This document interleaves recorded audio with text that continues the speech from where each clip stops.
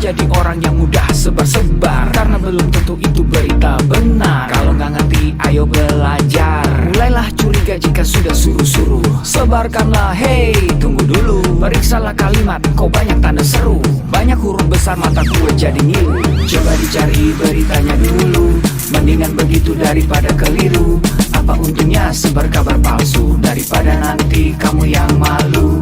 Cek dulu, daripada nanti kamu yang malu.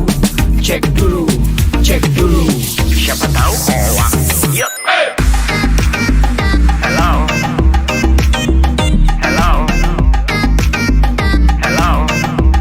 siapa tahu hoax. Yup. Hello,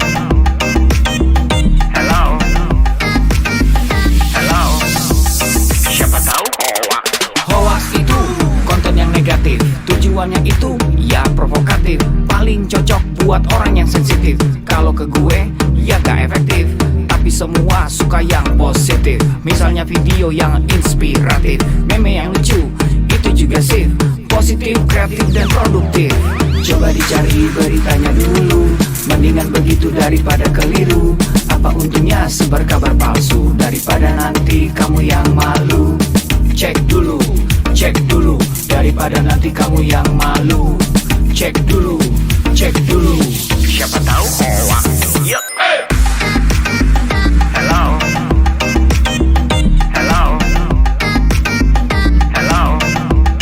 siapa tahu hoax. Yup. Hello,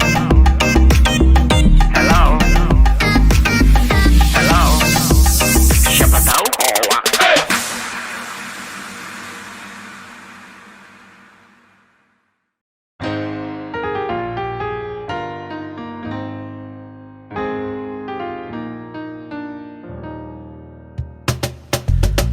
Tolong aku melolong, baca sosmed bikin aku bengong. Banyak berita isinya bohong, bikin orang jadi saling menggonggong. Seperti ada niat sebar kebencian, tanpa peduli akan ada kerugian. Seperti dapat munculnya permusuhan, karena tertipu jadi curigaan.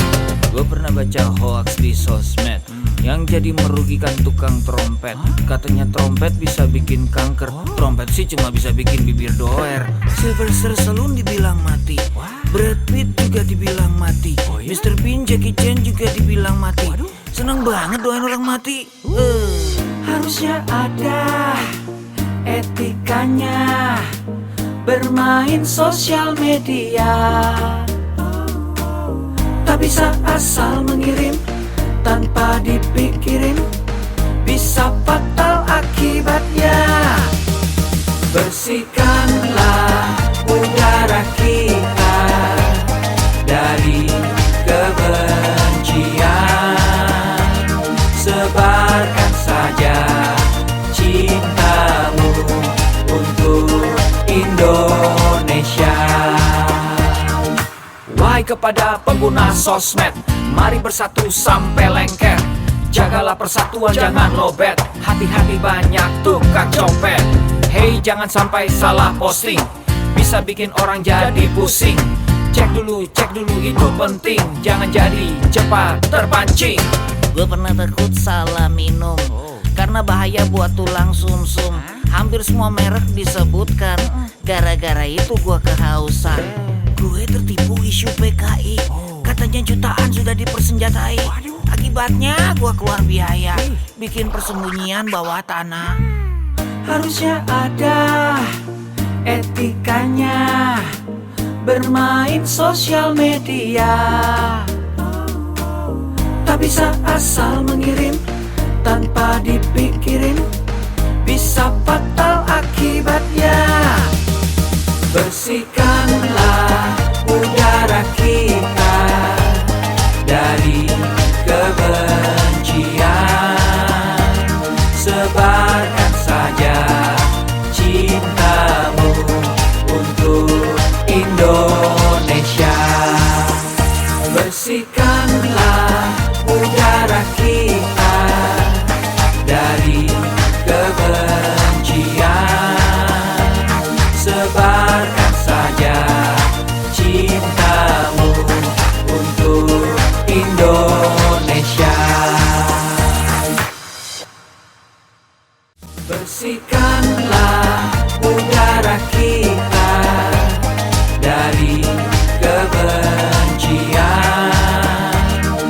Tebarkan saja cintamu untuk Indonesia.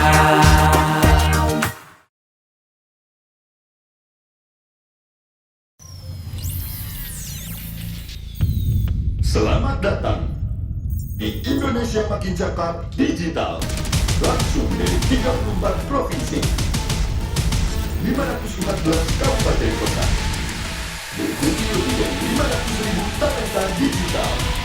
Inilah Indonesia Makin Cakap Digital.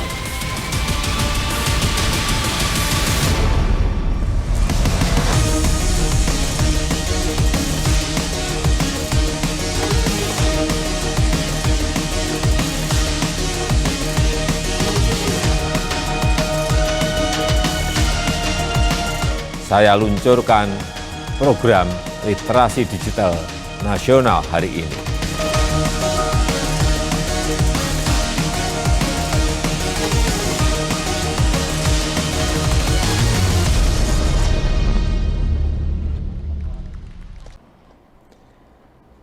Assalamualaikum warahmatullahi wabarakatuh. Shalom, salam sejahtera untuk kita semua. Om Swastiastu, Namo Buddhaya, salam kebajikan. Selamat pagi teman-teman Kabupaten Barito Kuala. Selamat bergabung bersama saya Ronald Andretti selaku moderator Anda dalam acara Gerakan Nasional Literasi Digital 2021 Indonesia Makin Cakap Digital. Dan sebelum kita memulai acara hari ini, perkenankan kami memohon maaf karena keterlambatan terjadi kendala teknis di studio sehingga mengakibatkan kami baru bisa opening pada saat ini. Dan tentu saja kami akan menceritakan sedikit latar belakang kenapa diadakan Gerakan Nasional Literasi Digital 2021.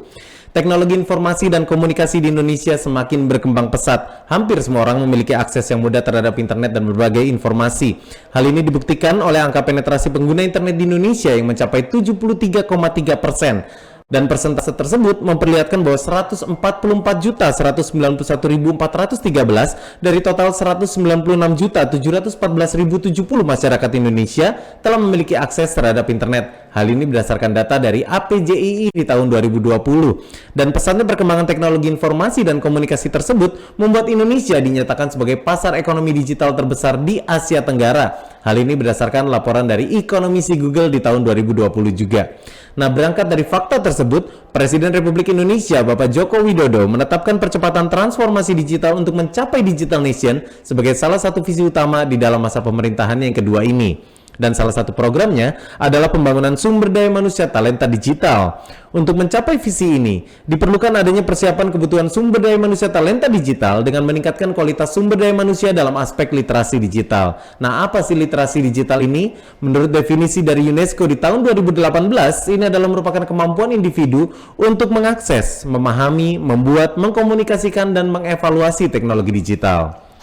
Sesuai dengan arahan visi Presiden di atas, Kementerian Komunikasi dan Informatika bersama mitra jejaring GNLD Siberkreasi telah menyusun sebuah peta jalan literasi digital dari tahun 2021 hingga tahun 2024 untuk meningkatkan partisipasi digital masyarakat, mendorong pengembangan ilmu pengetahuan masyarakat di bidang TIK dan digital, serta mendorong tingkat kecakapan transformasi digital dalam pemanfaatan teknologi baru.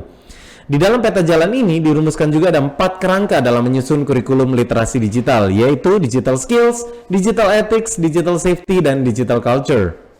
Selanjutnya, ada 3 kerangka program literasi digital yang disusun untuk materi dan topik kurikulum yang nantinya akan diajarkan ke masyarakat, yaitu digital economy, digital society, dan digital government.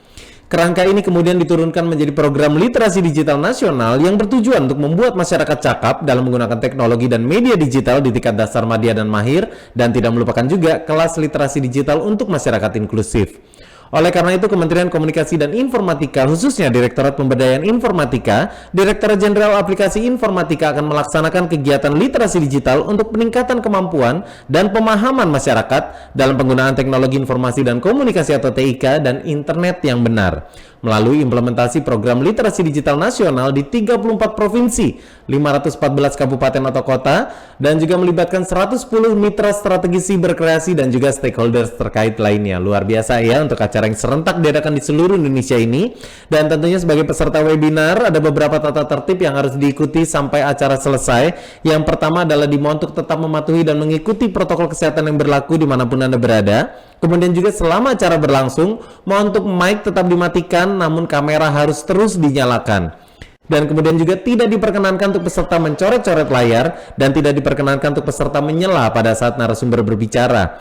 Dan masing-masing peserta wajib mengerjakan pretest dan juga post-test di mana nanti peserta akan mendapatkan e-certificate setelah mengisi post-test melalui link yang dikirimkan di kolom chat. Dan juga aplikasi Siberkreasi dapat Anda download di App Store dan juga di Google Play. Dan untuk hari ini sudah kami siapkan total giveaway adalah Rp1.000.000 untuk apresiasi untuk Anda yang mengirimkan pertanyaan-pertanyaan kepada narasumber dan terpilih sebagai pertanyaan terbaik kita hari ini. Dan tentu saja untuk Anda yang screen capture kegiatan kita dan posting di Instagram dengan mention @siberkreasi, @litdik.kalimantan dengan hashtag siberkreasi, hashtag makin cakap digital dan juga hashtag litdikal 1590. Dan kita akan langsung saja mengawali acara hari ini. Bersama-sama kita akan menyanyikan lagu kebangsaan Indonesia Raya 3 stanza, diikuti dengan kita simak bersama video arahan dari Presiden Republik Indonesia Bapak Joko Widodo.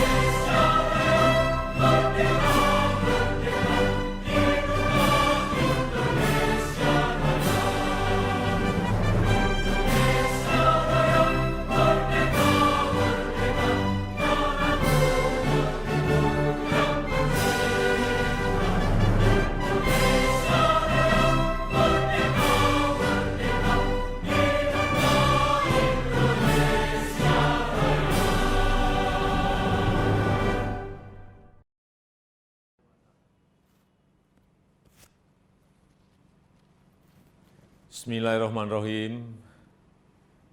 Assalamualaikum warahmatullahi wabarakatuh. Salam sejahtera bagi kita semuanya. Shalom, Om Swastiastu, Namo Buddhaya, salam kebajikan. Yang saya hormati para Menteri Kabinet Indonesia Maju, para Gubernur, Bupati, dan Wali Kota di seluruh tanah air Indonesia, hadirin dan undangan yang berbahagia. Pandemi membuka kesempatan luas bagi kita untuk melakukan transformasi digital secara besar-besaran. Pembangunan infrastruktur digital terus kita percepat. Ekonomi digital, terutama untuk UMKM, terus diperbanyak dan terus ditingkatkan. Pemerintahan digital juga terus diperkuat dan masyarakat disiapkan agar lebih cakap digital. Insya Allah pada akhir tahun 2022, 12.548 desa kelurahan akan terjangkau sinyal 4G. Percepatan 10 tahun lebih maju dari rencana sebelumnya yang selesai pada tahun 2032. Infrastruktur digital tidak berdiri sendiri. Jadi saat jaringan internetnya telah tersedia, harus diikuti kesiapan pengguna internetnya agar manfaat positif internet dapat dioptimalkan untuk membuat masyarakat semakin cerdas dan produktif. Sebaliknya, efek negatifnya harus dapat terus ditekan, terus diminimalkan. Bapak Ibu yang saya hormati, tantangan di ruang digital semakin besar, sangat besar. Konten-konten negatif terus bermunculan. Kejahatan di ruang digital terus meningkat. Hoax, penipuan daring, perjudian, eksploitasi seksual pada anak, perundungan siber, ujaran kebencian, radikalisme berbasis digital perlu terus diwaspadai karena mengancam persatuan dan kesatuan bangsa. Kewajiban kita bersama untuk terus meminimalkan konten negatif, membanjiri ruang digital dengan konten-konten positif, banjiri terus, isi terus dengan konten-konten positif. Kita harus tingkatkan kecakapan digital masyarakat agar mampu menciptakan lebih banyak konten kreatif yang mendidik, yang menyejukkan, yang menyerukan perdamaian. Internet harus mampu meningkatkan produktivitas masyarakat, membuat UMKM naik kelas, perbanyak UMKM onboarding ke platform e-commerce, sehingga internet bisa memberi nilai tambah ekonomi bagi seluruh lapisan masyarakat.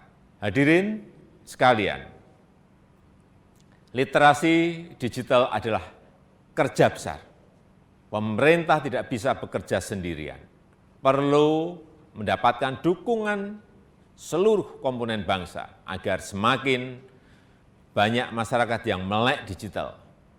Saya memberikan apresiasi kepada 110 lembaga dan berbagai komunitas yang terlibat dalam program literasi digital nasional ini. Saya harap gerakan ini menggelinding dan terus membesar, bisa mendorong berbagai inisiatif di tempat lain, melakukan kerja-kerja konkret di tengah masyarakat, agar makin cakap memanfaatkan internet untuk kegiatan edukatif dan produktif. Saya rasa itu yang bisa saya sampaikan, dan dengan mengucap Bismillahirrahmanirrahim, saya luncurkan program literasi digital nasional hari ini. Terima kasih. Wassalamualaikum warahmatullahi wabarakatuh. Om Santi Santi Santi Om. Namo Buddhaya.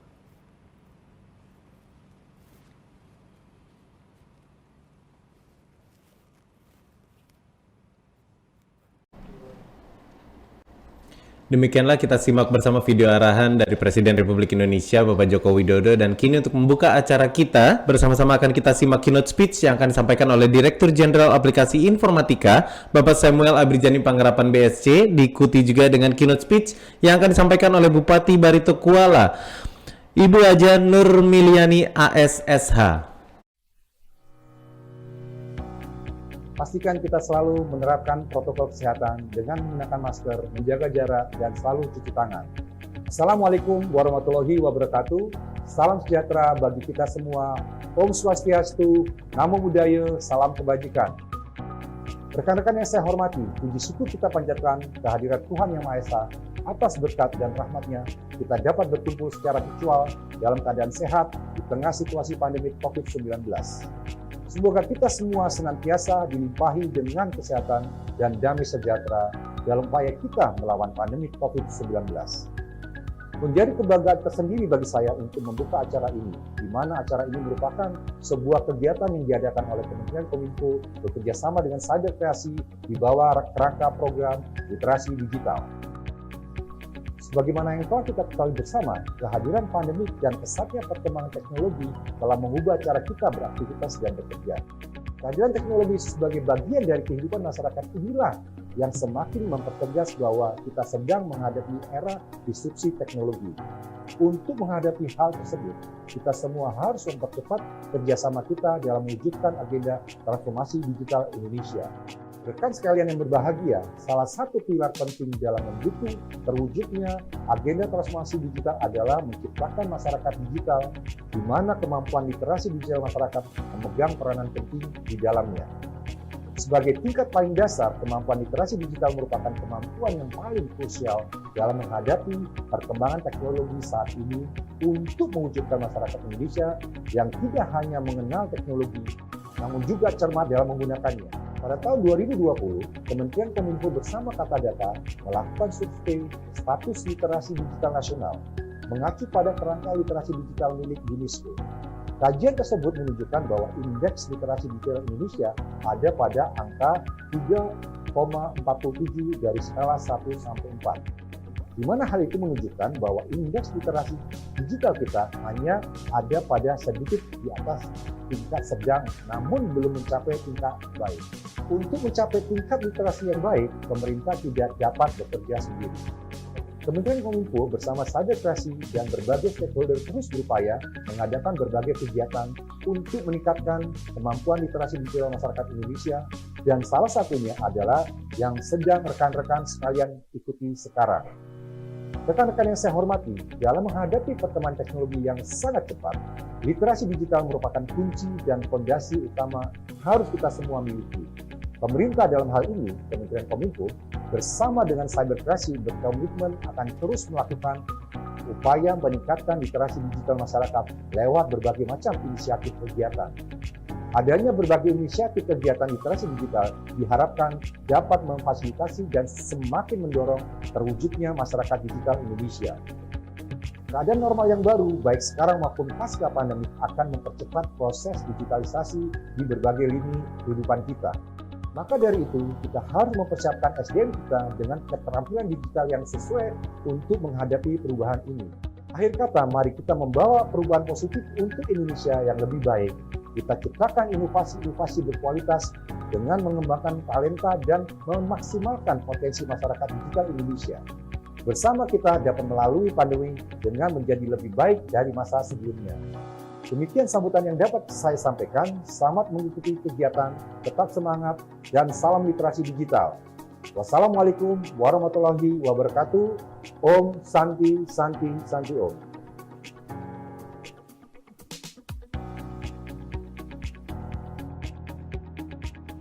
Bismillahirrahmanirrahim. Assalamualaikum warahmatullahi wabarakatuh. Saya Haja Nurmiliani AS, Bupati Barito Kuala. Seiring sejalan dengan keinginan Bapak Presiden agar program literasi digital yang dapat membuat masyarakat cakap di dalam menggunakan internet, maka salah satu upaya pemerintah Kabupaten Barito Kuala dalam membuat pilot project yaitu adalah desa-desa berbasis internet untuk menuju smart village.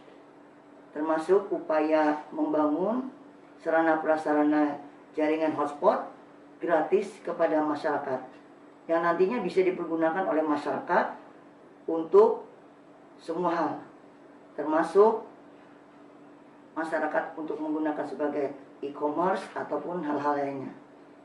Itu salah satu upaya kami dalam membangun komunikasi antara desa dengan pemerintah kabupaten. Jadi mungkin itu yang dapat saya sampaikan. Selamat bekerja dan mudah-mudahan apa yang kalian lakukan untuk masyarakat Indonesia berjalan dengan sukses dan dapat membuat masyarakat Indonesia menjadi masyarakat yang tidak gaptek dalam teknologi internet. Demikian, akhirul kalam, wassalamualaikum warahmatullahi wabarakatuh.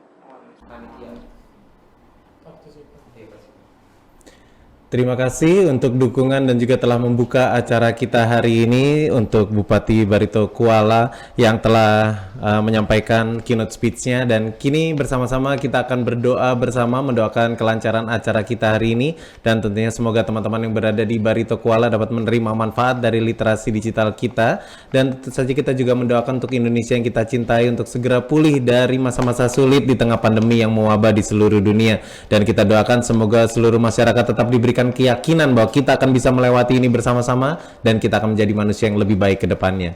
Berdoa menurut agama dan kepercayaan Anda masing-masing. Berdoa kami persilahkan.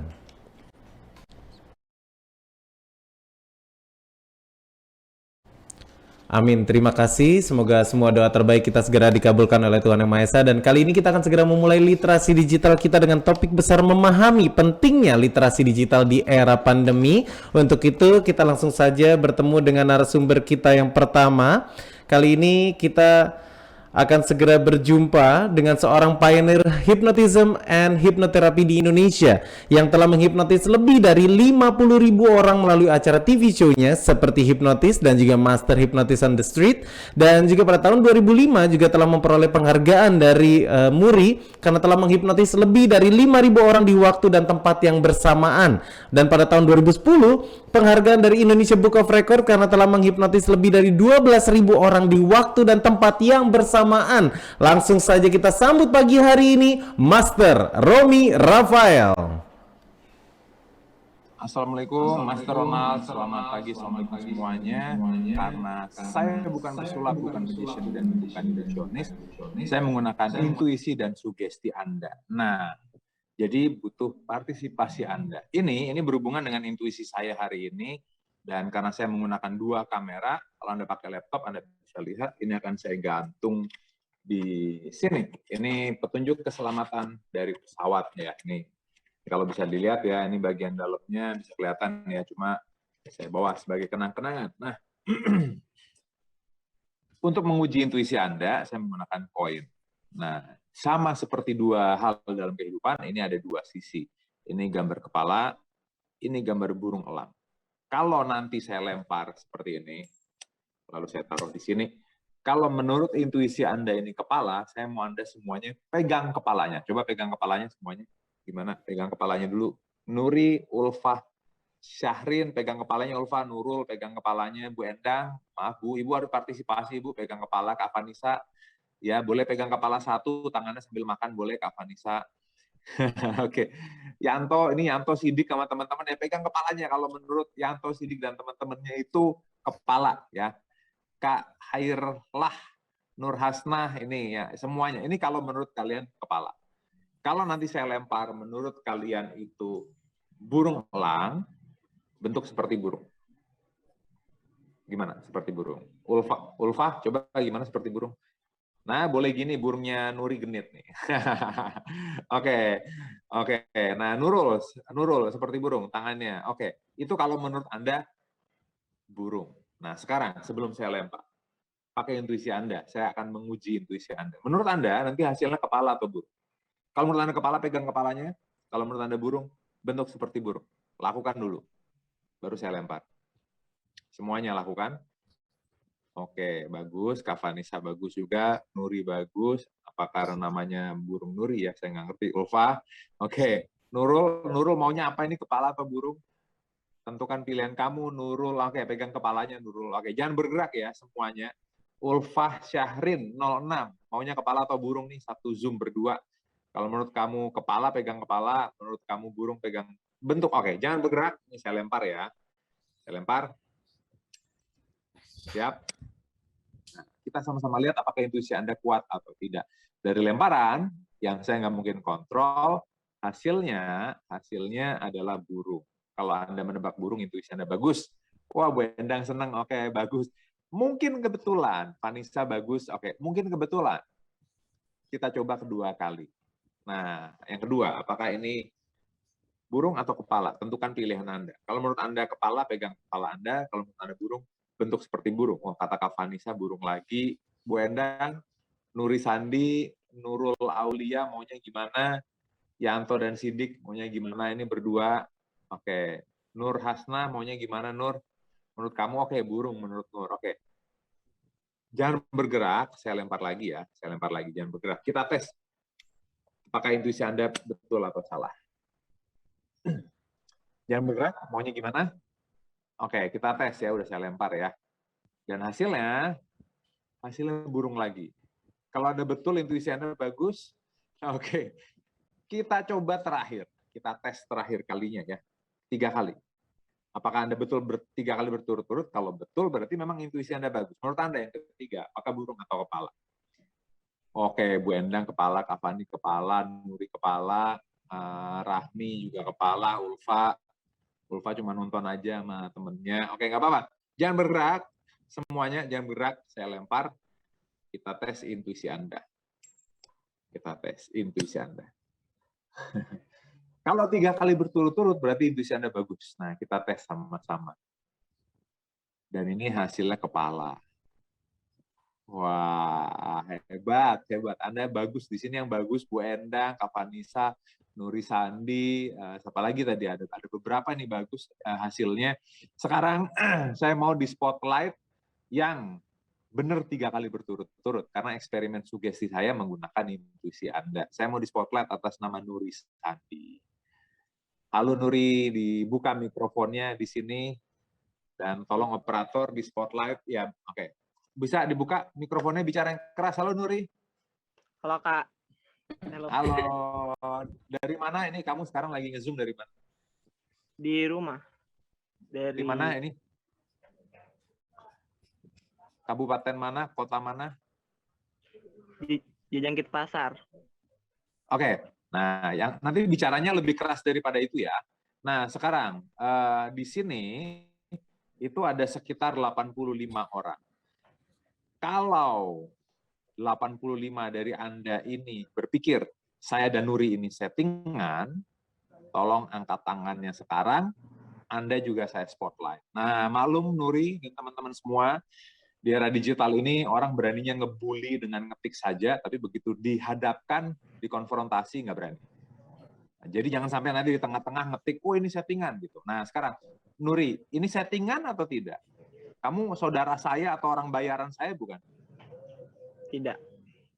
Bukan orang bayaran saya ya, kamu ya. Bukan adik saya, bukan sepupu, oke. Nah, sekarang saya mulai.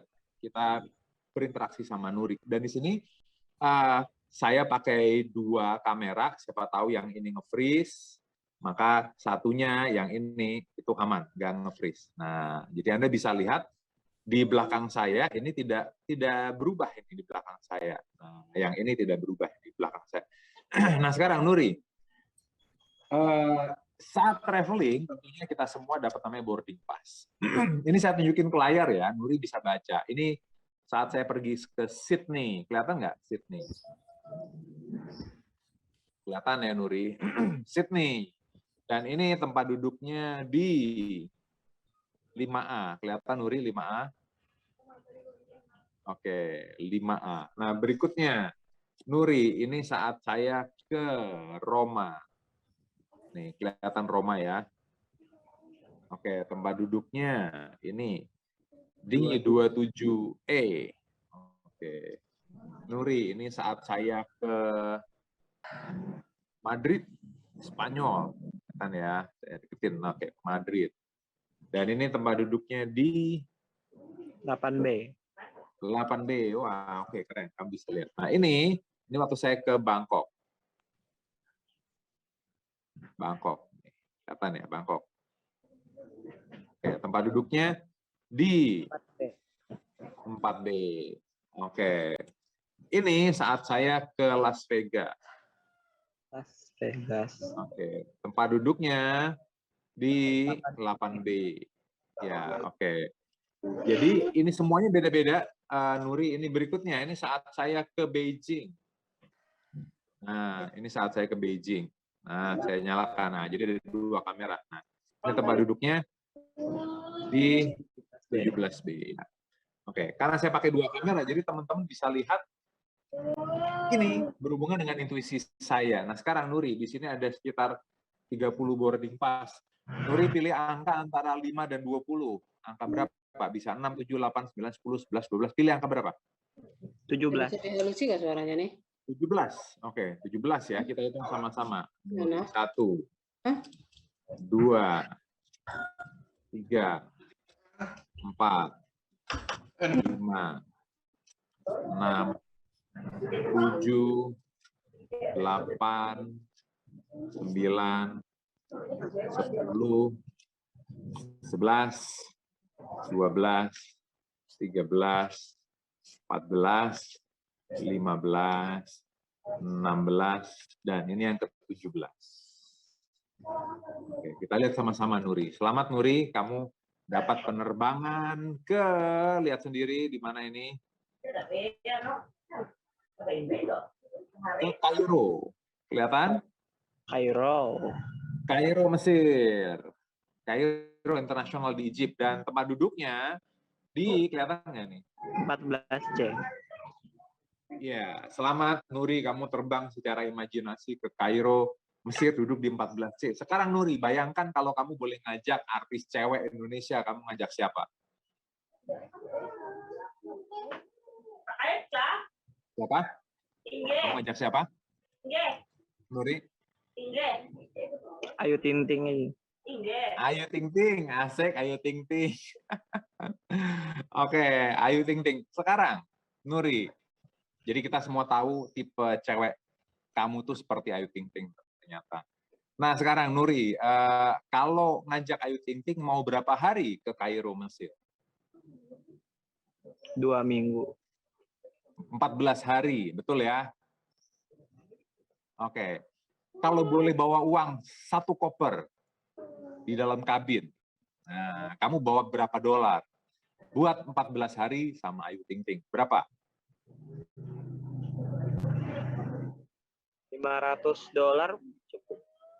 $500 nggak kurang? Enggak, $100. 100 berapa? $500. $500. Oke, nggak apa-apa. Ini liburan kamu. Nah, sekarang bayangkan kamu turun sampai, lalu di situ kamu lihat ada toko yang menjual jas atau jaket atau pakaian. Nah, karena ini saya yang merealisasikan liburan kamu, nah, kamu teringat sama saya. Akhirnya pengen ngoleh-ngolehin saya. Nah, di situ ada jaket bagus banget itu. Karena nggak pengen beliin barang mahal-mahal, kamu cari diskonan. Itu diskon berapa jaketnya menurut kamu? 30%. 30%. Oke. Begitu dilihat harganya, itu harganya berapa dolar jaketnya?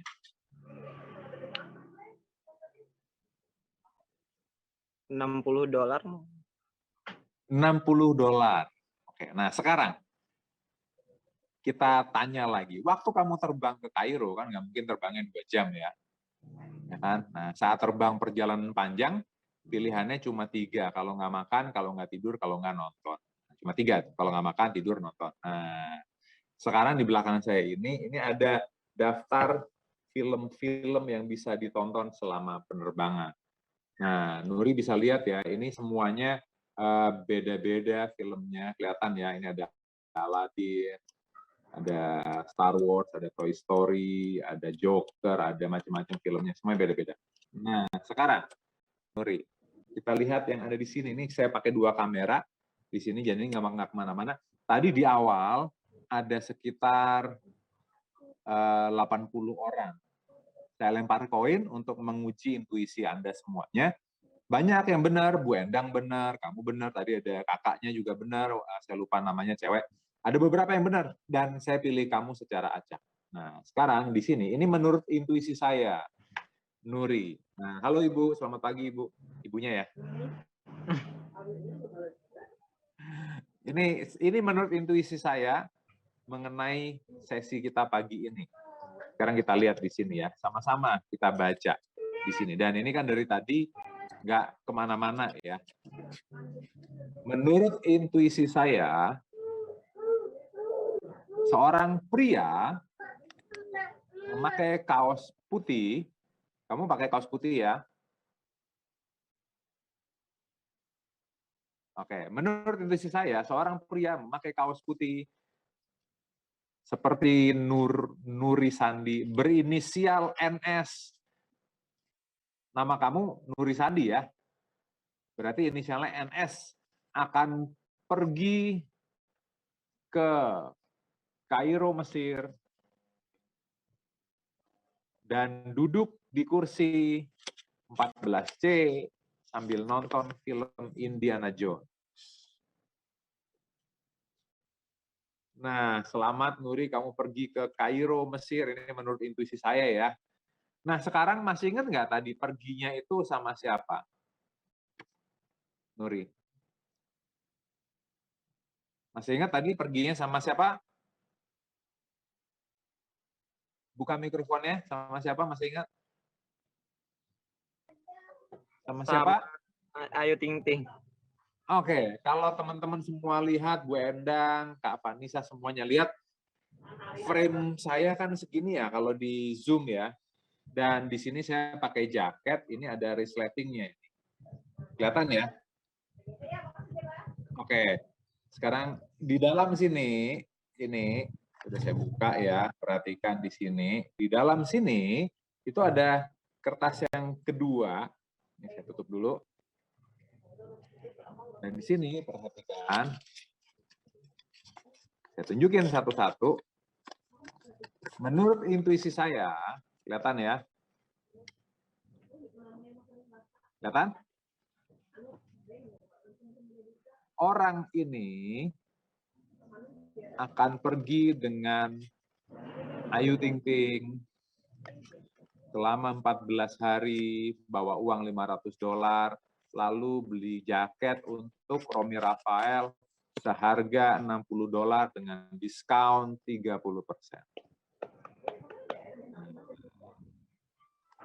Dan mungkin Anda masih nggak percaya kalau memang saya dioleh-olehin jaket, dan ini jaket yang saya pakai itu oleh-oleh jadi kamu pergi ke Mesir. Nah, sekarang kita lihat di sini, kan jaketnya nggak kemana-mana dari tadi. Nah, di sini, di jaket ada label harganya. Nah, sekarang kita lihat ini label harganya. Kelihatan nggak? Kelihatan?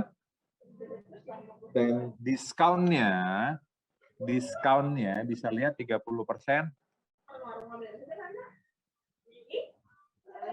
Oke, harganya $60. Tepuk tangan untuk Nuri karena sudah memberikan saya oleh-oleh jaket. Dan nanti mudah-mudahan setelah pandemi berakhir, kita semua bisa traveling kemanapun, dimanapun, kapan saja. Nah, saya tutup dengan pesan sederhana. Bayangkan jika lewat Zoom saya bisa mengarahkan pendapat seseorang yang ada jauh di sana.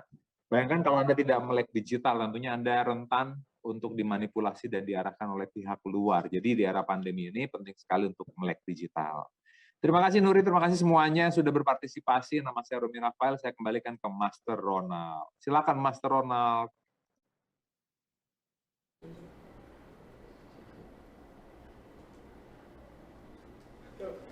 Terima kasih sekali Master Romy Rafael, dapat jaket diskon 30% ya, harga $60. Bisa langsung dikirim ke saya ya Master Romy ya.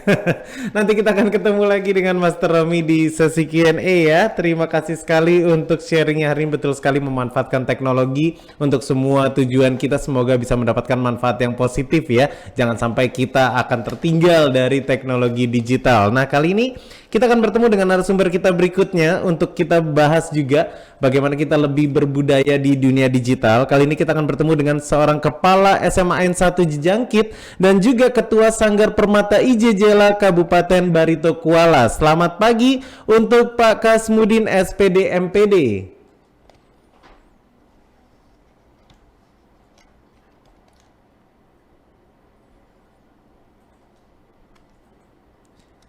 Selamat pagi Pak Kasmudin. Baik, selamat pagi Pak Kasmudin. Untuk pagi hari ini boleh dong untuk sharingnya untuk teman-teman yang berada di Barito Kuala, bagaimana supaya kita bisa menggunakan internet sebagai media promosi dan juga pelestarian serta pengembangan budaya di Kalimantan Selatan pada khususnya. Kami persilakan. Ya, terima kasih. Assalamualaikum warahmatullahi wabarakatuh. Perkenalkan, saya Kasmudin, Kepala SMA N1 Jejangkit Kabupaten Barito Kuala, sekaligus ini saya sebagai Ketua Sanggar Seni Permata IJJLA juga di Kabupaten Barito Kuala. Jadi saya akan membawakan materi ini berkaitan dengan internet sebagai media promosi dan pelestari serta pengembangan budaya di Kalimantan Selatan. Karena tadi basic saya memang selain kepala sekolah, saya juga menggeluti bidang seni dan budaya, khususnya seni budaya tradisional. Ya, silahkan next.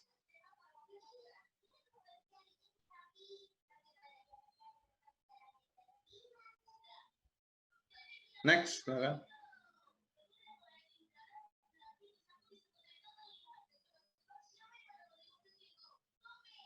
Tidak kedengaran? Bu Endang dengar? Oke. Ini mengapa internet itu sekarang ini memang sangat penting? Karena menurut riset yang ada itu lebih dari separuh penduduk Indonesia itu melek media sosial, melek juga internet ini.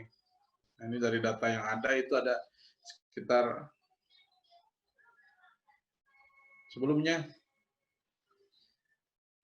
sekitar 170 juta orang dari penduduk Indonesia itu melek internet.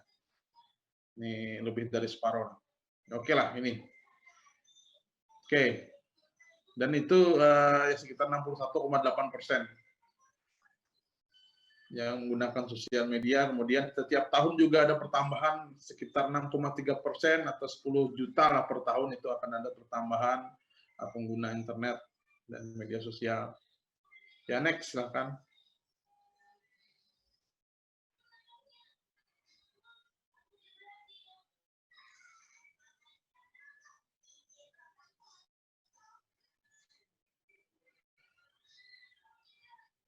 Nah, berkaitan tadi dengan budaya yang akan saya sampaikan, ini kan menurut penjualan data budaya itu ada bahasa, sistem pengetahuan, sistem masyarakatan, sistem peralatan hidup dan teknologi, sistem mata pencarian, sistem religi, juga termasuk di sini kesenian. Kesenian itu juga termasuk yang erat sekali hubungan dengan kebudayaan. Nah, jadi di sini saya mengambil contoh, saya karena pelaku seni juga, saya mengambil contoh ini di sanggar saya. Silakan next.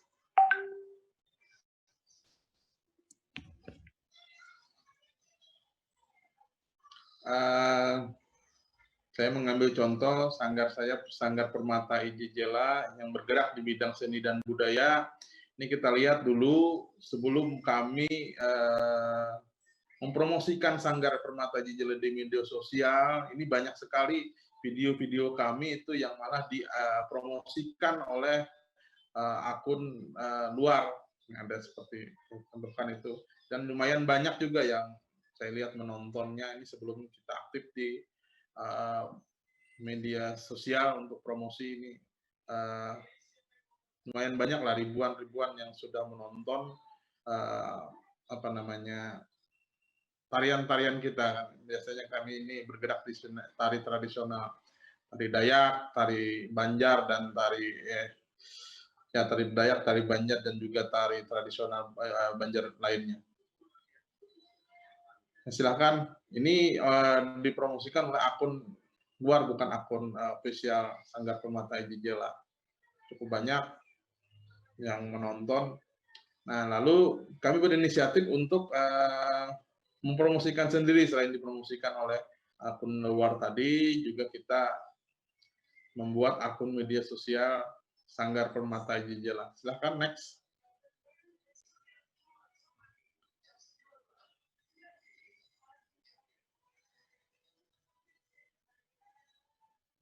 Sanggar Permata Jejela ini salah satu sanggar seni di Kabupaten Batu Kuala yang alhamdulillah sudah memiliki prestasi baik di tingkat provinsi Kalimantan Selatan, juga di tingkat nasional.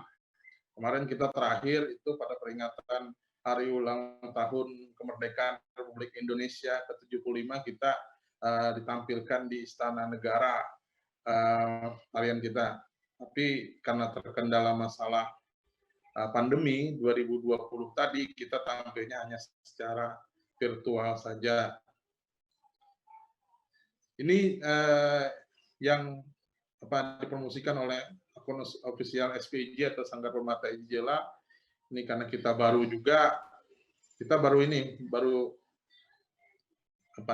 terlambat lah, hitungan terlambat mempromosikan ini melalui media sosial. Maka ini sebagai contoh daripada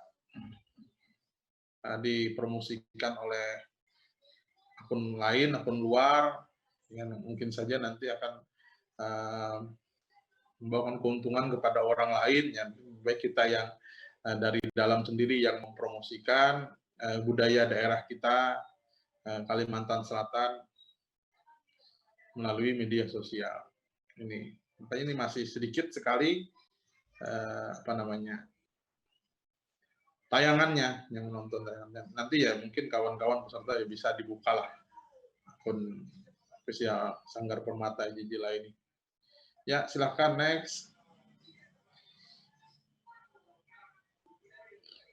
Kalau melalui YouTube, kita juga mempunyai akun media sosial lain, seperti juga Facebook dan juga, silahkan next tadi.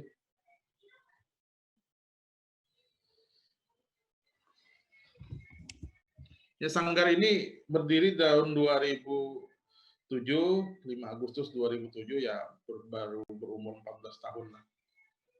Terus saya mendirikan ini tahun 2007. Jadi sudah lumayan 14 tahun, sudah berprestasi lah baik di tingkat provinsi maupun di tingkat nasional. Terakhir kita kemarin dapat penghargaan di 2019 mengikuti Parade Tari Nusantara, kita dapat 4 kategori penghargaan.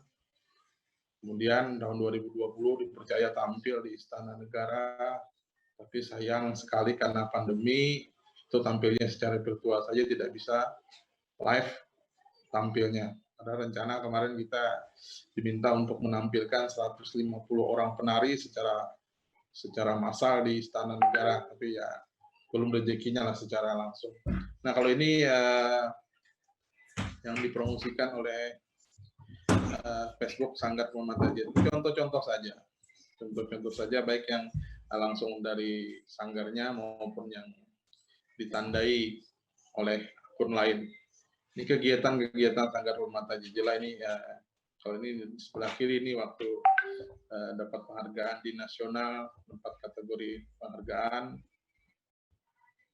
Kemudian yang itu ada syuting tari dengan pihak lain, kemudian ada juga kemarin ada penyambutan Menteri Sandiaga Uno lah.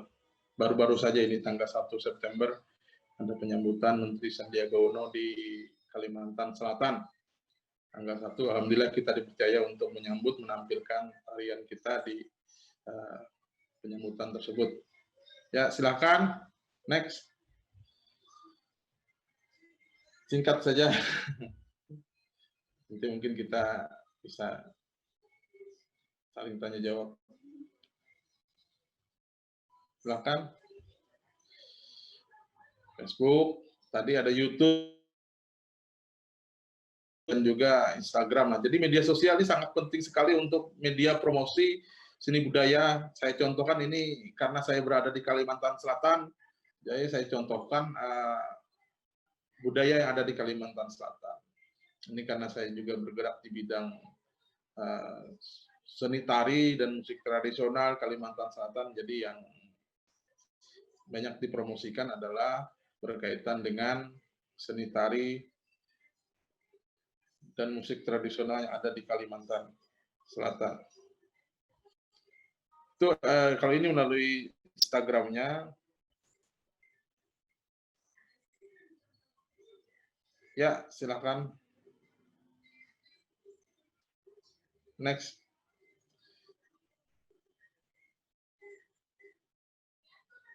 Nah, ini akunnya, akun media sosial Sanggar Permata Jejela. Mungkin nanti kawan-kawan bisa setelah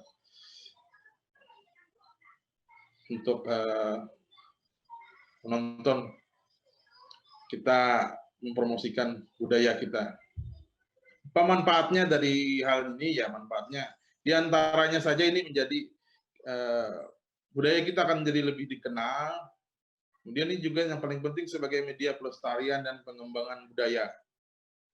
Kemudian ini juga yang secara tidak sengaja itu kan kalau kita mengupload ke media sosial, YouTube itu kan secara tidak langsung akan tersimpan atau terarsipkan. Jadi kita sewaktu-waktu bisa melihat dokumentasi tersebut.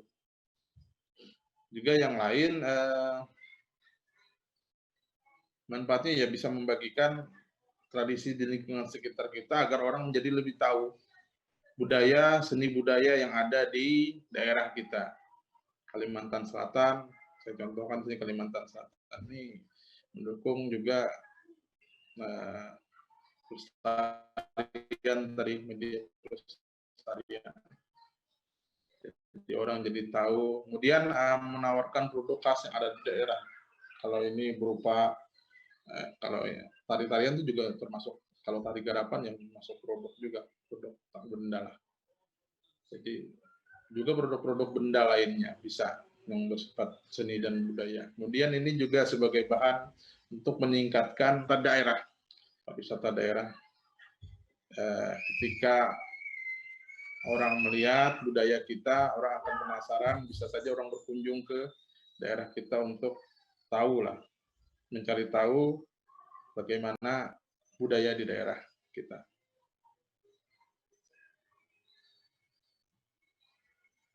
Ya, jadi demikian promosi yang biasa kita sampaikan melalui media sosial.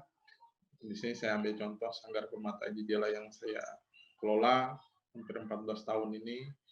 Seiring dengan sudah maraknya media digital, jadi kita juga harus mengikuti perkembangan tersebut.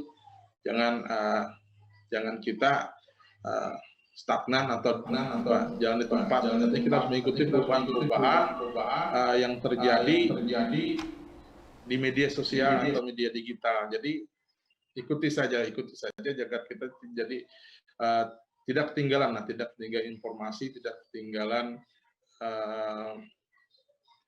Jadi melek internet, melek media digital.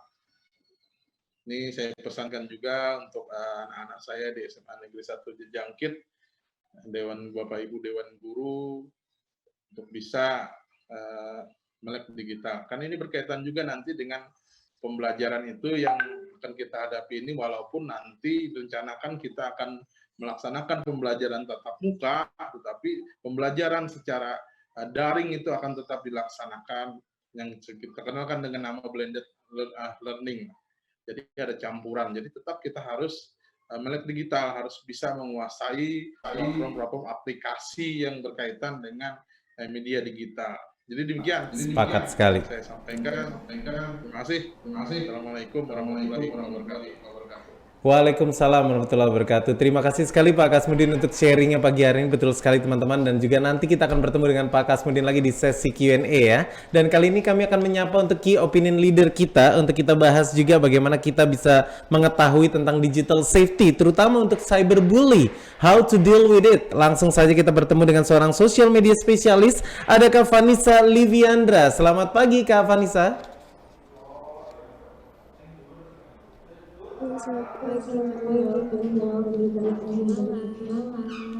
Terima kasih Kak Vanessa sudah bisa bergabung bersama kami untuk pagi hari ini. Silakan untuk sharingnya Kak, untuk mengetahui bagaimana untuk kita mengatasi cyberbullying. Silakan. Aku langsung share screen aja ya. Udah muncul ya, Kak Ronald ya? Ya, sudah muncul. Silakan dilanjutkan. Teman-teman, hari Jumat nih, besok weekend, semoga masih semangat ya, sehari lagi. Sebenarnya vibes-nya udah weekend sih. Sebelumnya aku mau memperkenalkan diri dulu. Jadi hari ini aku akan memberikan materi digital safety. Nama aku Vanessa Fiandra. Aku adalah seorang social media specialist. Kerjanya di Jakarta di salah satu digital creative agency. Nah, thanks to teknologi ya, aku di Jakarta, aku bisa menyapa teman-teman di Baritokwala, Kalimantan. Oke, semoga apa yang akan aku sampaikan akan bermanfaat untuk teman-teman. Jadi materi hari ini itu adalah tentang bully di media digital, cyberbully, gimana, apa sih, kayak gimana contohnya, terus nanti kalau misalkan jadi korban tuh seperti apa yang dirasakan, lalu nanti kamu harus apa gitu. Nah, simak ini ya teman-teman, kita langsung mulai aja. Nah, oke, kita mulai dulu dengan data pengguna internet di Indonesia. Jadi dari total populasi sebanyak 272,1 juta, itu pengguna internetnya ada 175,4 juta. Ini tuh datanya diambil per Januari 2020, yang kalau aku prediksikan sih ini pasti total pengguna internetnya udah lebih banyak lagi ya semenjak ada pandemi, karena kita semuanya switching dari yang tadinya bisa tatap muka semuanya offline, sekarang semuanya online. Jadi sebelum adanya pandemi pun, sebelum adanya work from home, belajar dari rumah, itu udah 175,4 juta gitu ya, udah lebih dari setengahnya lah ya si pengguna internet Indonesia tuh. Tapi sayangnya ternyata walaupun udah banyak yang pakai internet di Indonesia, ya teman-teman di Kalimantan, di Baritokwala pun juga sudah common menggunakannya, tapi ternyata prestasi kita sebagai orang Indonesia itu tidak baik ternyata. Nah, ini bahkan berdasarkan survei yang dilakukan oleh Microsoft, itu kita itu ada di urutan 29 dari 32 negara yang berperilaku kurang sopan atau tidak baik di internet. Bahkan kita tuh peringkat paling atas di Asia Tenggara tuh. Ya prestasi sih, tapi prestasinya buruk gitu teman-teman. Dan ini tuh kita hadapi sehari-hari gitu, ada di sekeliling kita gitu kan fenomena ini tuh gitu. Bahkan ketika hasilnya keluar, Microsoft ngeluarin hasil surveinya itu, pihak Microsoft-nya itu diserbu langsung sama netizen Indonesia tuh. Ini survei sebut warganet Indonesia paling tak sopan, Microsoft diserbu. Aduh, kenapa sumbu pendek semuanya ya orang-orang yang bisa dikatakan kita tuh terkenal katanya orangnya ramah, terus juga mudah senyum, tapi kok ternyata yang terportray di internet, di dunia digital kok tidak seperti apa yang dikenal selama ini gitu kan. Nah, ini kita hadapi sehari-hari. Ini aku ambil contohnya, ini ada 3 komenan, ya, nanti ada salah satunya itu aku alami sendiri. Ini yang pertama itu hidungnya jelek banget, melar banget, jempol kaki juga bisa masuk. Waduh, operasi lah, katanya habis, masa duit buat perbaiki hidung nggak ada. Waduh, jahat banget aku kalau misalkan dapat komenan kayak gini, aku pasti sedih sih. Terus ini dia yang kedua, seharusnya istrinya itu dilindungi, bukan dipublish foto beginian. Bego banget sih, sampai keluar kata-kata kasar ya yang depannya B ini gitu. Bahkan ini pasti itu artis yang kamu nggak kenal, tapi udah berasa kenal banget.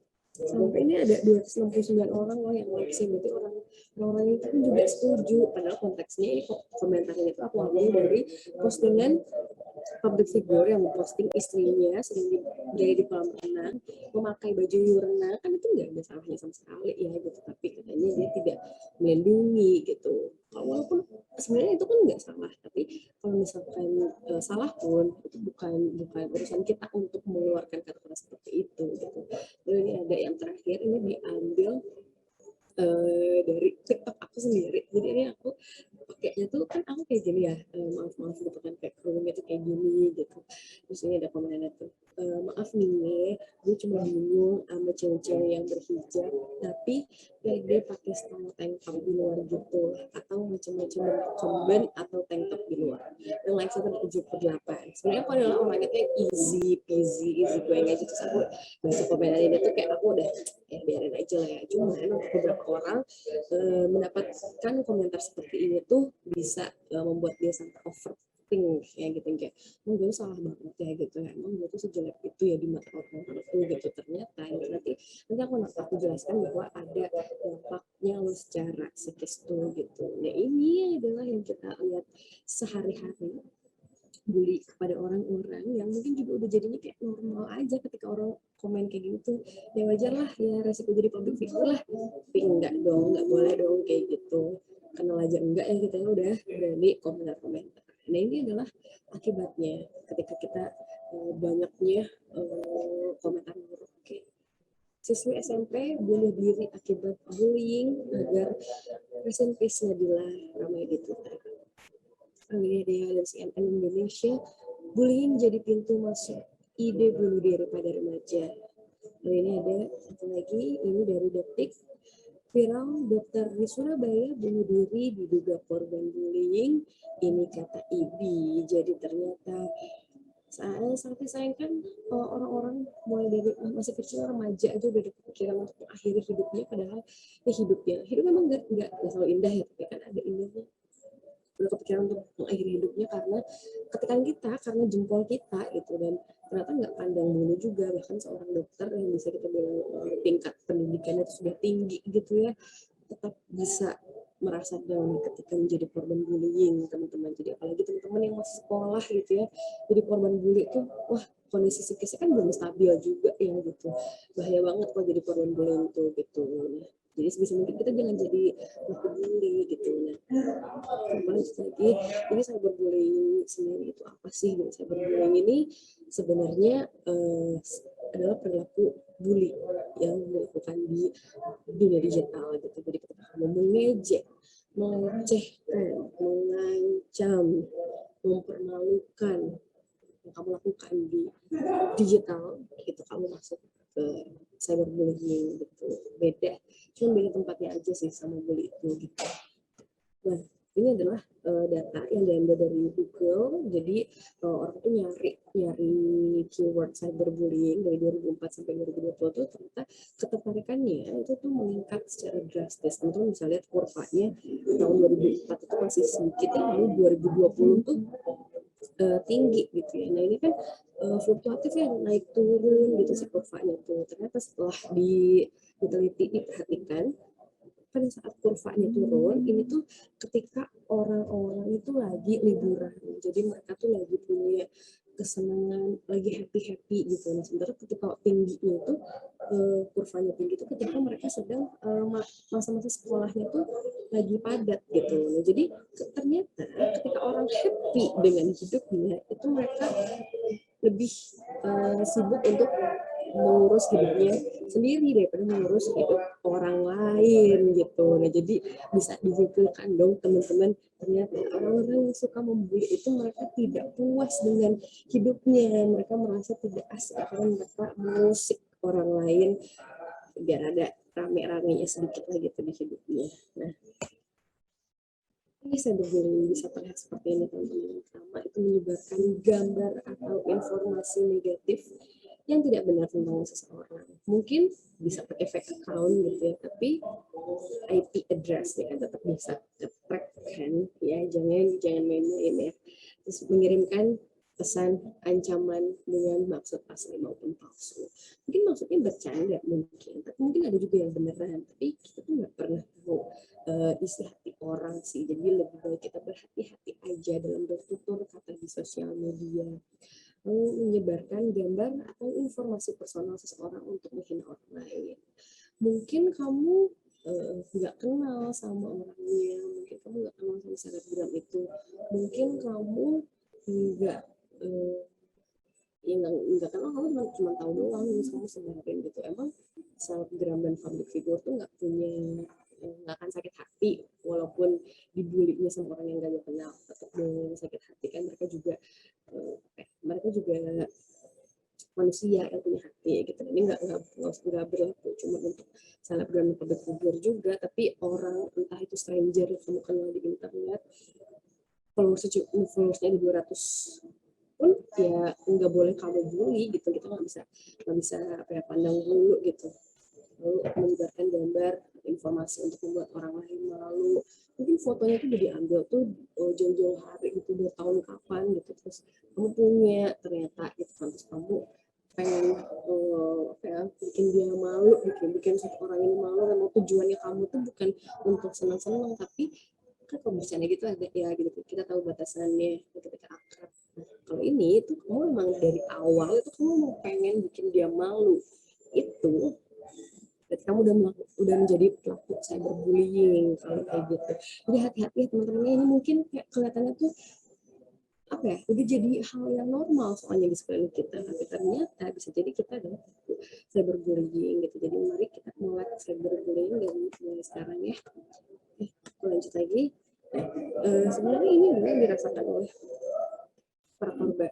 Jadi secara mental itu mereka merasakan stres, depresi, malu dan marah gitu, karena aibnya dibongkar gitu kan, karena tampilan fisiknya di dunia digital dikomentari, atau pendapatnya itu dicecer abis-abisan gitu ya. Karena kan ya semua orang boleh berpendapat asalkan sopan, maksudnya tidak menyakiti hati orang lain gitu ya.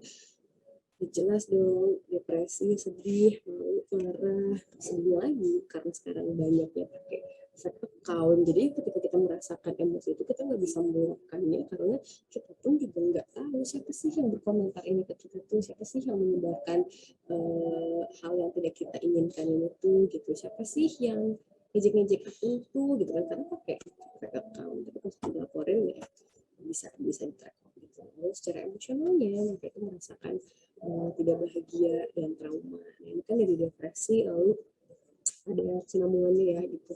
Kalau depresi itu memang tidak bisa merasakan kebahagiaan teman-teman gitu, bukan kurang ibadah atau gimana, tapi memang udah jaringan di otaknya memang udah ada agak nggak normal gitu untuk menghasilkan hormon bahagia. Apa kita tuh kita tuh nggak sekejam itu, sejahat itu untuk bisa mengakibatkan seseorang tidak bisa merasakan kebahagiaan gitu.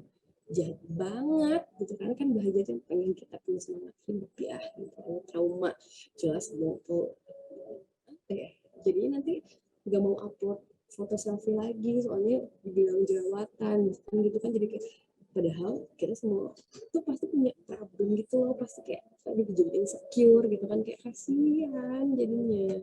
Lalu Baik, izin mohon maaf. Izin mohon maaf, Kak Vanessa mengingatkan waktu hampir habis. Kami berikan tambahan 1 menit untuk penutupan materi. Kami persilakan.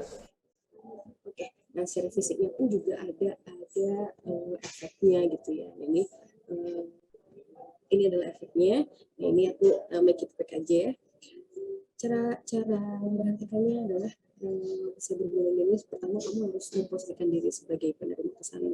Aku tuh suka nggak ya, aku tuh akan marah nggak ya kalau aku diginiin gitu kan. Jadi semua sharing. Kalau misalkan aku jadi dia, aku komen kamu jerawatan nih, kamu gendutan nih, kamu kurusan gitu, aku tuh suka nggak ya gitu. Kalau kamu jawabannya nggak mau baca kayak gitu, kamu jangan melakukan hal itu gitu. Ya kita mah di sosial media have fun aja gitu. Jadi pokoknya kalau misalkan jawabannya ketika kamu memposisikan diri sebagai penerima pesan dan kamu marah, nggak terima, nggak happy, jangan lakuin karena kamu aja nggak mau gitu kan. Itu nah yaudah, cara menyadarinya, kita menyadari bahwa kita nggak bisa kontrol orang, bully itu ada di sekeliling kita, dan manfaatkan terus gitu. Sekarang udah ada report, udah ada untuk keyword tertentu itu bisa kita sembunyikan gitu kan ya, karena kebahagiaan kita itu adalah kita sendiri yang melakukan gitu. Itu aja teman-teman dari aku. Untuk yang belum jelas mau bertanya silahkan tulis di kolom chat, nanti aku coba jawab di sesi Q&A. Itu aja Karona. Terima kasih sekali.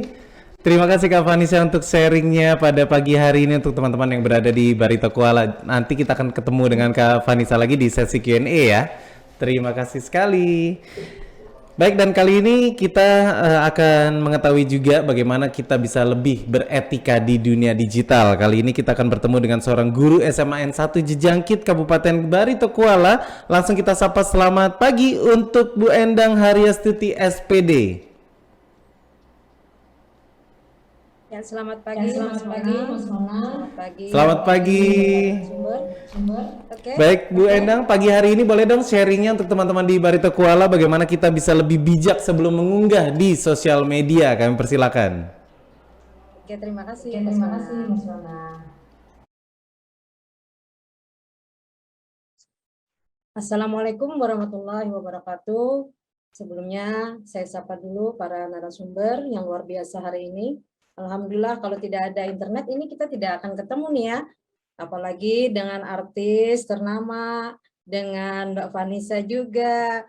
Kalau yang lain, ya kalau panel satunya Pak Kasmudin itu pimpinan saya di kantor. Jadi saya udah kenal beliau dan sebagian besar dari anak-anak ya. Oke, singkat saja mungkin untuk hari ini kita bagaimana cara kita beretika di dunia maya. Judulnya adalah bijak sebelum mengunggah di media sosial. Ya, silakan lanjut. Next. Nah, di dunia maya ini berkaitan juga dengan Mas Operator, lanjut. Oke, terima kasih. Di dunia maya mungkin kaitannya sudah kita sudah melihat tadi aspek salah satu aspek dari nilai pentingnya untuk bijak di dalam bermedia sosial seperti yang dikatakan oleh Kak Vanessa tadi ya.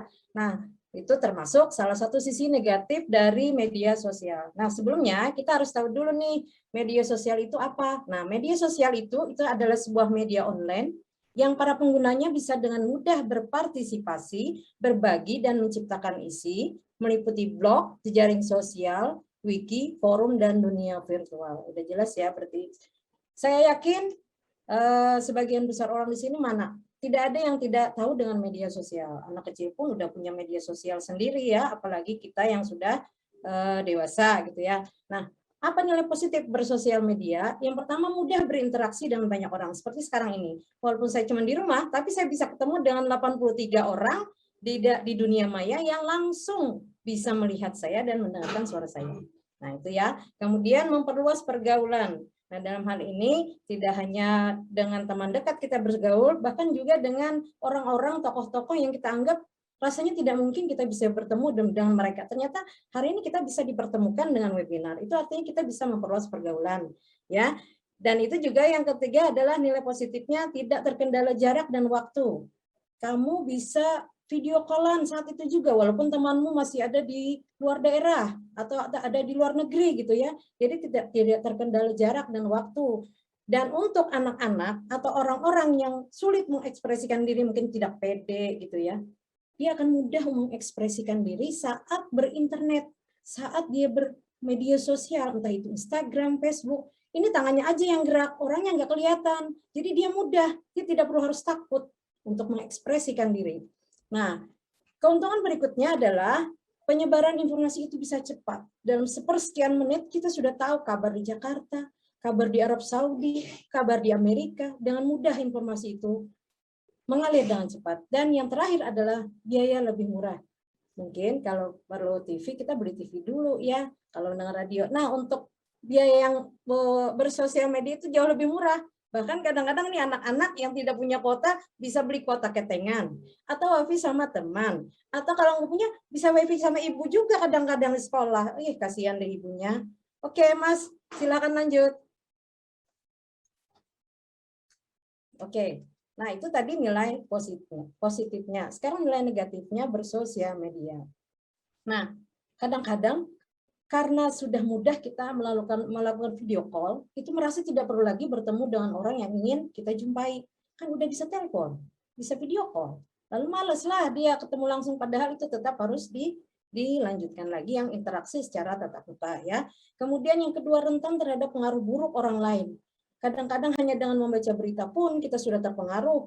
Apalagi ada yang membuli secara kata-kata, meremehkan atau bagaimana gitu ya, sehingga menyulitkan kita akhirnya. Kemudian yang ketiga, itu bisa menimbulkan potensi timbulnya perselisihan atau konflik.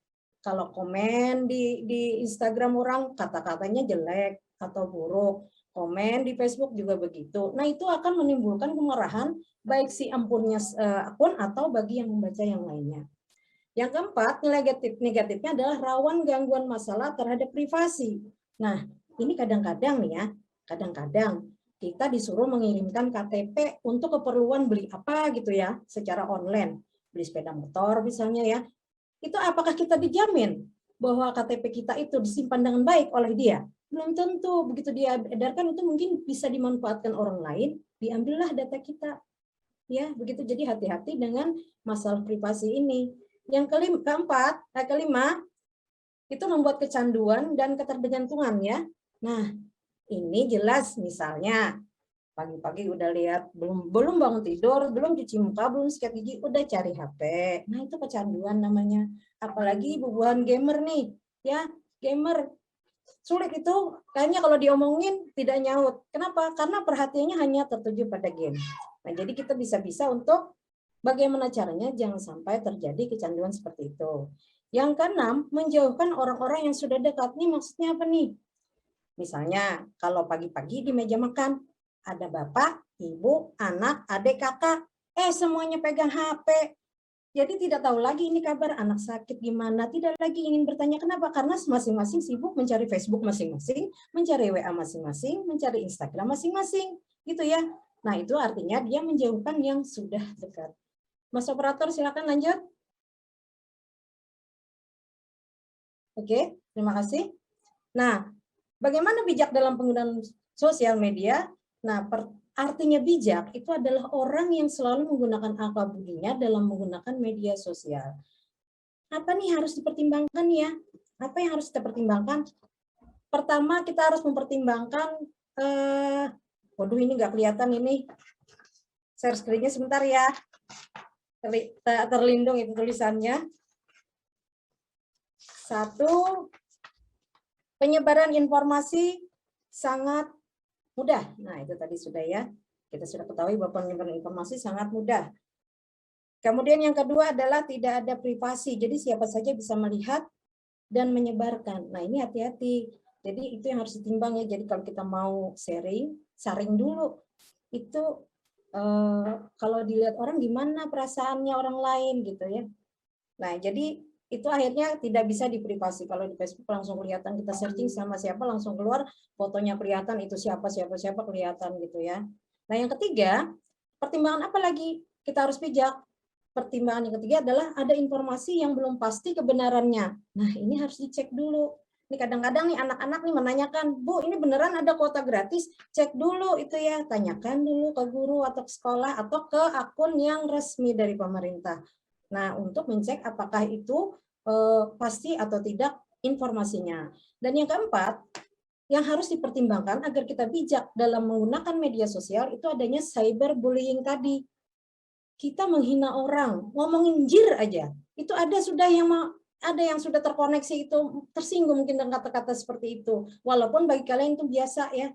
Nah, itu sudah bernada menghina, mengejek, ada yang mengancam juga atau mempermalukan kita. Nanti naruh fotonya lagi pas dia lagi kena bullying, ditaruh di Facebook misalnya ya.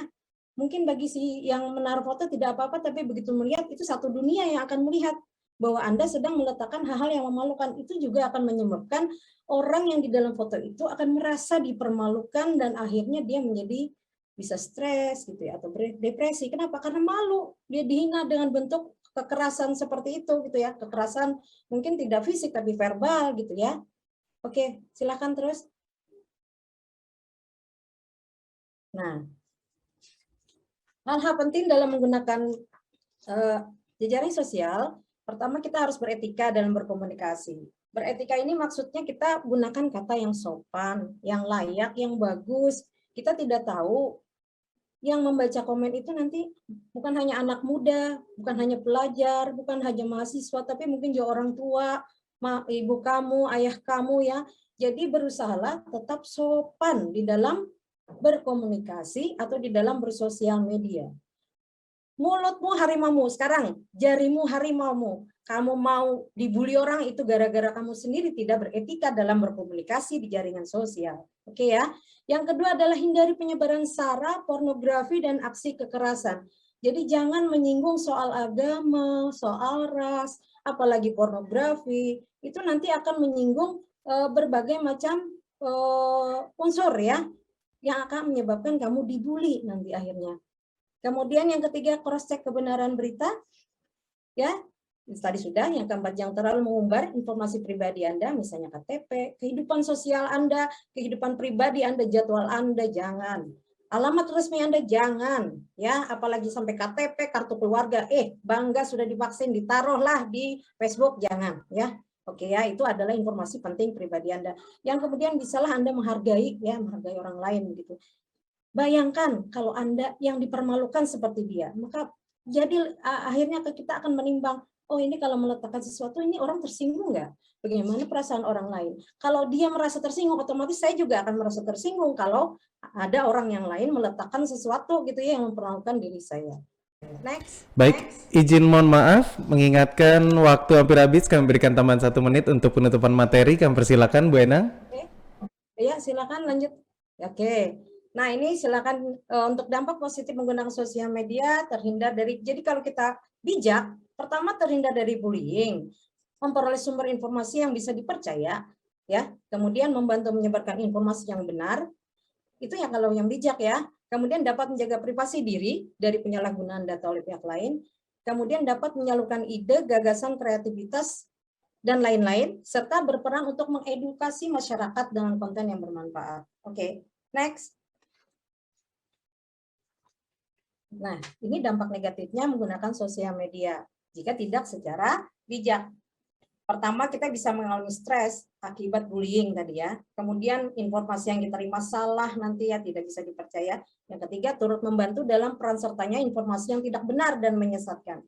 Juga merugikan privasi diri sendiri kalau datanya kita disalahgunakan ya. Kemudian yang keempat adalah kontraproduktif terhadap penyaluran ide, dan yang terakhir dapat menyebabkan kerusakan berpikir, kejiwaan akibat dari konten negatif.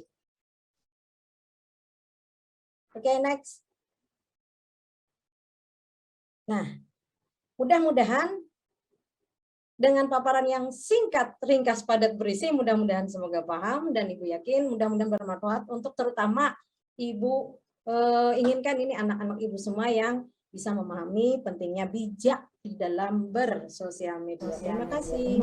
Silakan Mas Mona. Terima kasih sekali Bu Endang untuk sharingnya pada pagi hari ini, dan nanti kita akan ketemu di sesi Q&A ya untuk menjawab pertanyaan dari teman-teman peserta. Jadi sekali lagi untuk peserta webinar kita, kalau ada pertanyaan untuk masing-masing narasumber langsung diketik sekarang juga, kita akan bertemu dengan mereka di sesi Q&A. Terima kasih sekali Bu Endang. Dan tentu saja langsung saja kita masuk ke sesi Q&A kali ini, di mana kita akan bertemu dengan narasumber kita yang pertama. Kali ini kita akan bertemu dengan Pak Kasmudin terlebih dahulu. Kita akan tersambung dengan Pak Kasmudin. Selamat pagi Pak Kasmudin. Oke, selamat pagi. Baik Pak Kasmudin, ada pertanyaan dari Jordi Adrianto nih. Apakah saat ini netizen Indonesia sudah cukup melek dengan budayanya sendiri? Mungkin secara singkat bisa membantu menjawab pertanyaan dari Jordi ini Pak. Ya, kalau apakah netizen Indonesia kita sekarang ini sudah melek dengan budayanya sendiri, ya kita ini kan sekarang ini digempur juga lah budaya-budaya asing, budaya-budaya barat yang tentu saja budaya asing itu memang tidak jelek semua, tapi kita harus bisa memilih dan memilah lagi yang mana yang sesuai dengan budaya kita, karakter orang timur Indonesia itu bagaimana, itu yang harus kita pilih dan pilih lagi. Kemudian apakah kita sudah melek dengan budaya kita sendiri? Ini saya rasa masih belum sih, ya masih presentasinya ya masih kurang lah. Ini harus perlu kita tingkatkan lagi bagaimana kita mempromosikan budaya kita sendiri ya, agar budaya kita lebih dikenal lah. Kita jadi bangga dengan budaya Indonesia. Alhamdulillah kan sekarang ini kemarin ada cerita mengenai budaya Indonesia yang sudah sudah mendunia, baik lewat lagu seperti saya contohkan kan ada seperti lagu Lati itu kan, kalau The White Genius itu kan latarnya berbudaya Indonesia, sangat bagus sekali itu sudah mendunia. Nah juga promosi-promosi lain. Jadi kita bagaimana cara kita lah mempromosikan budaya itu agar lebih dikenal, lebih variatif lagi juga. Betul, sepakat sekali. Ya, sepakat sekali dengan Pak Kasmudin. Jadi memang cara kita melestarikan tentu beda-beda, tapi setidaknya kembalilah kepada budaya kita masing-masing. Seperti salam aja, kalau misalnya bisa ngurangin seperti ini, tapi kita dengan bangga mengucapkan salam seperti ini, mengatupkan tangan di depan dada, ini juga sudah memunculkan ini khas Indonesia juga. Terima kasih sekali Pak Kasmudin untuk membantu menjawab pertanyaan dari Jordi ya. Dan kali ini kita akan menuju ke narasumber kita berikutnya untuk Kak Vanessa nih. Ada pertanyaan dari Nur Majidah Kurota Ayun.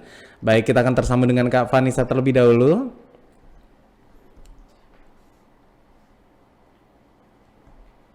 Baik, Kak Vanessa, menurut Kak Vanessa pada umur berapakah anak bisa dikatakan sudah layak untuk menggunakan sosial media atau internet sehingga mereka bisa menggunakan etika yang baik dalam menggunakan teknologi digital agar tidak terjerumus kepada hal-hal negatif dalam teknologi digital termasuk cybercrime dan juga cyberbullying? Mungkin bisa secara singkat membantu menjawab pertanyaan dari Nur Majida ini? Kalau untuk batasan umur itu tentunya pasti masing-masing orang tua punya peraturan sendiri ya, dan punya kebijakannya sendiri kenapa mereka menentukan umur segitu ya kan. Kalau menurut aku sih itu ditentukan dari diri kitanya sendiri, apakah anak sudah siap, sudah pantas dan sudah bisa membedakan mana yang benar, mana yang salah, apakah dia sudah siap melihat bahwa seluas itu ternyata informasi yang bisa didapatkan di media digital tuh gitu kan ya. Bahkan ketika mungkin bukan berapa umur anaknya ya, tapi sampai umur berapa mereka tuh perlu didampingi oleh orang tuanya ketika berselancar di media digital tuh gitu. Nah, sampai umurnya hendak dewasa itu perlu didampingi. Tapi kalau misalkan masih kecil banget itu perlu dampingan itu perlu yang full, perlu yang ketat lah ya bisa dibilang. Tapi kalau misalkan dia sudah menginjak masa remaja itu kita harus memberikan kepercayaan juga. Jadi jangan terlalu dipantau karena anak memang akan eksplor dunianya sendiri. Tapi ketika dia diawasi terlalu ketat, dia akan eksplor diam-diam di belakang orang tuanya gitu. Jadi kita kasih kepercayaan, kita kasih edukasi terlebih dahulu supaya timbul rasa kepercayaan dan saling bertanggung jawab antara anak dan orang tua. Gitu aja sih. Betul.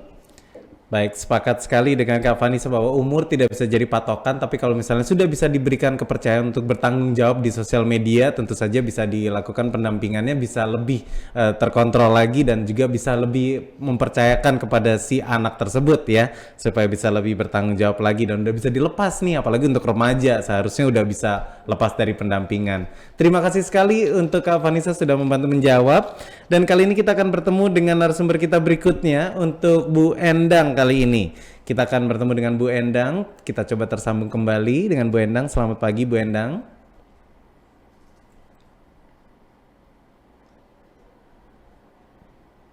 Apakah sudah bisa tersambung dengan Bu Endang? Baik Bu Endang, ada pertanyaan dari Veronica Sasanti nih. Pertanyaannya, kebiasaan apa saja yang perlu dibangun agar suasana di dalam rumah jauh dari dampak buruk sosial media? Mungkin bisa secara singkat nih membantu menjawab pertanyaan Veronica. Oke, terima kasih atas pertanyaannya. Mungkin keluarga yang bijak mungkin akan mengatur jadwal penggunaan HP untuk anak untuk jam-jam tertentu. Misalnya ada jadwal untuk belajar tanpa HP, untuk sarapan tanpa HP dan seterusnya. Memang perlu kebiasaan yang agak dipaksakan sementara ya, tapi untuk si anak sendiri kita harus melakukan itu. Terima kasih, Mas. Ya. Dan tentu saja itu juga berhubungan dengan ini ya, komitmen dari masing-masing orang tua juga untuk menunjukkan teladan kepada anaknya. Jadi kalau misalnya nyuruh anaknya pada saat makan jangan pegang handphone, tapi ternyata orang tuanya pegang handphone, sama aja akhirnya. Harus ada komitmen ya. Betul. Terima kasih. Betul. Terima kasih sekali Bu Endang sudah membantu menjawab pertanyaan untuk Veronica tadi, dan tentu saja langsung saja kini kita akan umumkan siapa saja para calon peserta yang akan menerima giveaway dari kita total 1 juta rupiah. Tentu saja sekaligus kami juga mohon maaf karena keterbatasan waktu tidak bisa semua pertanyaan dapat diajukan kepada seluruh narasumber, dan kali ini kami akan umumkan siapa saja para calon peserta yang akan menerima verifikasi untuk menerima giveaway dari kita pulsa Rp100.000 masing-masing ya. Ada Jordi Adrianto, ada Ida Patmasari, ada Nurul Fitri Syahrir, ada Nur Majidah Kurota Ayun, ada Rahila Samsudin, ada Khalifah Winnie M, ada Ahmad Fauzan, ada Alfiandri Zaneta, ada Mutia Faralita, dan juga ada Veronica Sasanti. Selamat untuk para calon peserta yang akan menerima giveaway dari kita, dan tentu saja di akhir acara kita hari ini kita akan munculkan kembali seluruh narasumber untuk dapat berfoto bersama seluruh peserta. Kami mohon untuk teman-teman juga jangan mematikan kamera videonya ya. Kita akan berfoto bersama. Baik, kita akan berfoto bersama terlebih dahulu. Untuk masing-masing narasumber, kami ucapkan terima kasih kepada Master Romi Rafael yang telah bergabung pada pagi hari ini. Terima kasih untuk Pak Kasmudin, terima kasih untuk Kak Vanessa Liviandra, dan juga terima kasih untuk Bu Endang Haryastuti yang sudah bergabung. Kita akan berfoto bersama terlebih dahulu. Baik, sudah siap? Dalam hitungan ketiga, berikan pose terbaik untuk teman-teman yang berada di Barito Kuala. 3, 2, 1.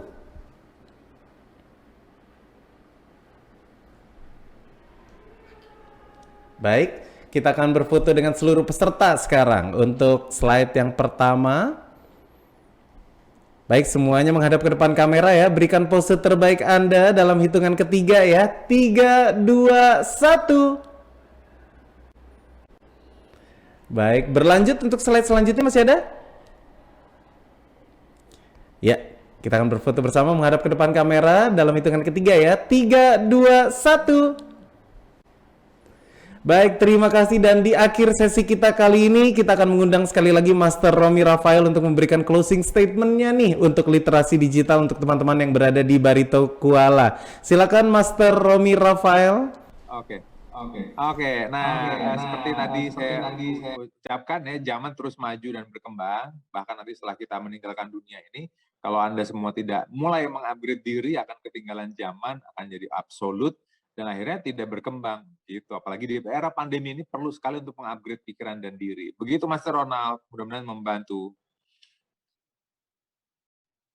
Wejangannya ya, dan tentu saja closing statement dari Master Romi tadi mengakhiri literasi digital kita pada pagi hari ini. Mewakili seluruh tim yang bertugas, kami mohon maaf bila ada yang kurang dalam pelaksanaan acara hari ini, dan juga tentu saja terima kasih untuk seluruh partisipan yang telah mengikuti literasi digital kita. Dan saatnya saya Ronald Andretti undur diri. Jangan lupa follow Instagram kami @lidik.kalimantan, dan juga YouTube channel kami ada di Literasi Digital Kalimantan. Subscribe, like, komen, centang, dan juga jangan lupa follow Instagram @ronaldandretti ya. Dan tentunya saya harus pamit. Selamat siang dan sampai jumpa di literasi digital berikutnya. Salam sehat selalu Indonesia dan salam literasi digital.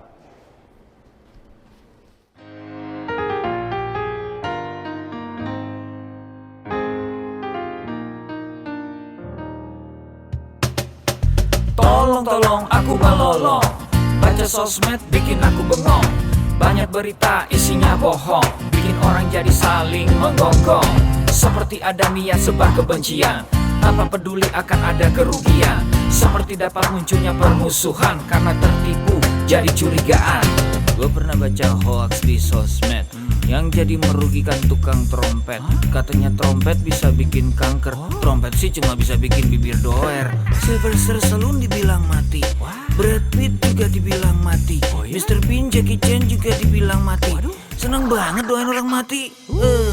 Harusnya ada etikanya bermain sosial media. Tak bisa asal mengirim tanpa dipikirin, bisa fatal akibatnya. Bersihkanlah udara kita dari kebencian. Sebarkan saja cintamu untuk Indonesia. kepada pengguna sosmed, mari bersatu sampai lengket. Jagalah persatuan, jangan lobet. Hati-hati banyak tukang copet.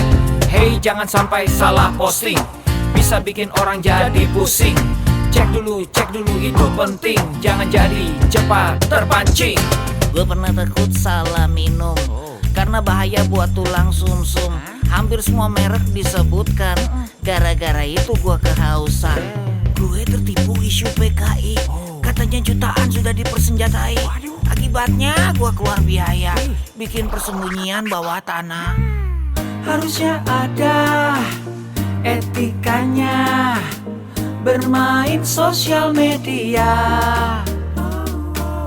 tak bisa asal mengirim tanpa dipikirin, bisa fatal akibatnya. Bersihkanlah udara kita dari kebencian, sebarkan saja cintamu untuk Indonesia. Bersihkanlah udara kita dari kebencian, sebarkan saja cintamu untuk Indonesia. Bersihkanlah udara kita dari kebencian, sebarkan saja cintamu untuk Indonesia.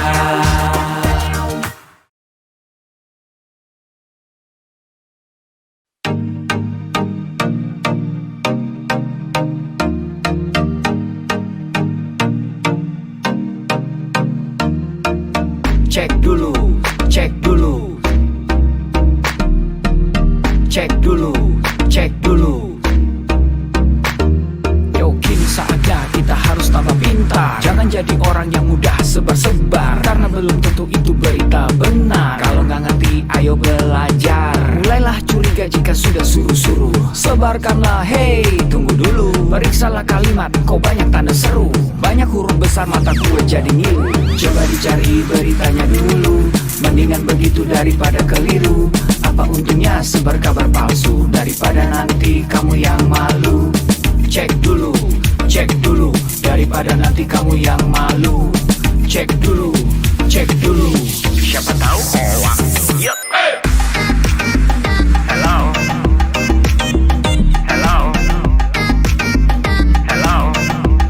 Siapa tahu hoax. Yup. Hello.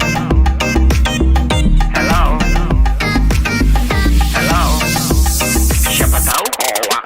Hoax itu konten yang negatif, tujuannya itu ya provokatif. Paling cocok buat orang yang sensitif. Kalau ke gue ya gak efektif, tapi semua suka yang positif. Misalnya video yang inspiratif, meme yang lucu, itu juga sip. Positif, kreatif, dan produktif. Coba dicari beritanya dulu, mendingan begitu daripada keliru. Apa untungnya sebar kabar palsu, daripada nanti kamu yang malu. Cek dulu, daripada nanti kamu yang malu. Cek dulu,